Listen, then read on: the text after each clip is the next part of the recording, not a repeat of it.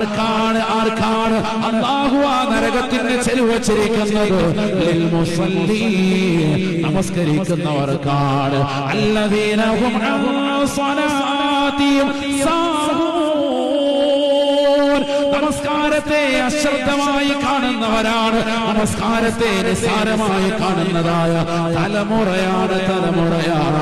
കല്യാണത്തിന്റെ പേരിലാകട്ടെ, പന്തുകളിയുടെ പേരിലാകട്ടെ, ഏതെങ്കിലും ആഘോഷങ്ങളുടെ പേരിലാകട്ടെ, അതിനെതിരെ ആഘോഷങ്ങളുടെ പേരിലായിരുന്നാലും അല്ലാഹു എന്ന ജഗന്നിയന്താവായ പരിപാലകനാകുന്ന പടച്ചറപ്പിന് കൊടുക്കേണ്ടതായ നമസ്കാരം അത് 5 വഖത്ത് കൃത്യമായി നിർവഹിക്കണേ. അതിൽ മടി കാണിക്കുന്ന, അലസത കാണിക്കുന്ന മുസ്ലിം ചെറുപ്പക്കാരുണ്ടോ, യുവാക്കളുണ്ടോ?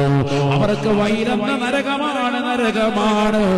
നരകത്തിന്റെ വാദിയാണ്, നരകത്തിന്റെ ഒരു കൂരാണതെന്ന് പരിശുദ്ധമായ ഖുർആൻ.